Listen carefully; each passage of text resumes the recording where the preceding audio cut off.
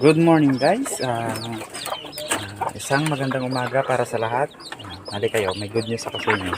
Bibisitahin natin yung kakapisa pa lang na mga sisiyo dito sa aming paitlogin.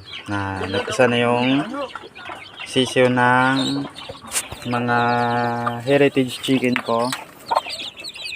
Pinapisa ko siya sa aming native. Ikasilipin natin. Ito yun guys, yung manok natin na native. Tingnan natin kung ilang manok yung, ilang sisiyo yung napisa niya. Ito siya, mga ano, uy, kakasta niya agad, kakapanganak pa lang. Meron tayong mga Rhode Island Red. Dalawa, apat, anim, meron tayong puti, tatlo, siyam, saka meron tayong na black astralot at saka barred Plymouth Rock na anim. 2, 4, 6. So 15 sila lahat.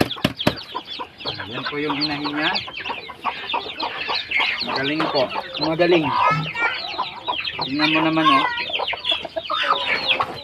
Kahit ganito lang yung balahibo niya. Yung pakpak niya halos wala na. Pero magaling pa rin siya maglimlim.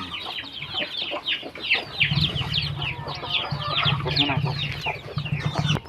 So, tara guys, lipat na natin dito sa kulungan natin. Dito natin muna siya ngayong umaga, tapos lipat lang natin sa gabi. Balik natin hanggang 3 araw siya dito sa ano ng paitlogan ng manok para lumakas masyado yung mga sisiyo. Tapos lalagay natin siya sa kulungan mismo.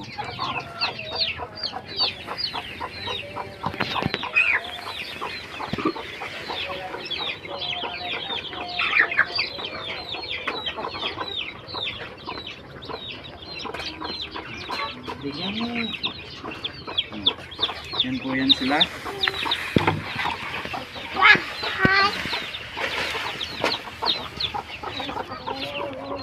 Sarado muna natin, baka pasukin ng ibang manok. Ito yung pamangkin ko na sobrang kulit. Yan oh. Baka magiging bantay ko to sa manukan natin sa mga future. Kilala, ano pangalan mo? Ha? Yan dito. Ha? Ano pangalan mo? Nahihiya siya guys. O, bigyan muna natin ng tubig.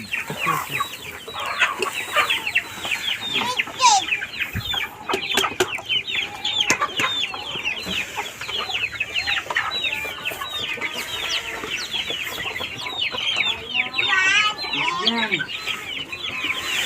At muna ko, bigyan natin tubig. Sa unang araw na pagbibigay natin ng tubig, ito yung munang nilalagay ko. Bale, 2 kutsarang brown sugar. Tapos, yalo natin sa tubig.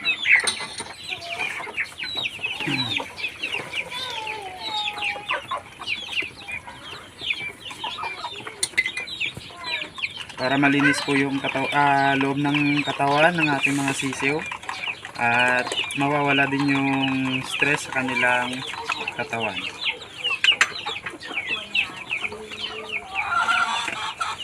Lalagay muna natin dito ng mga 1 oras bago natin siya pakainin lahat.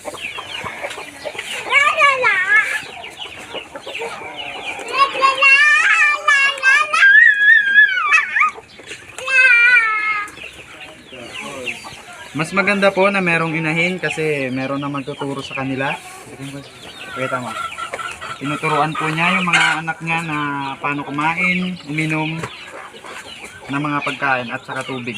Kaya mas maganda po meron tayong native na manok kapag lalo na ngayon dito sa amin nag-brown out palagi kaya hindi ko mapagkakatiwalaan yung incubator natin.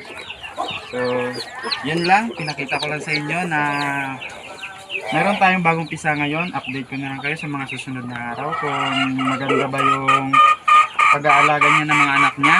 Kasi madami po eh. 15 piraso sa isang manok. Tingnan natin kung makaya niya. At sana makaya niya yung mga anak niyang alagaan. So, yun lang guys. Maraming salamat sa mga nanonood. At pasensya na kayo, medyo makalat ito sa amin. At kita na lang tayo sa susunod na video.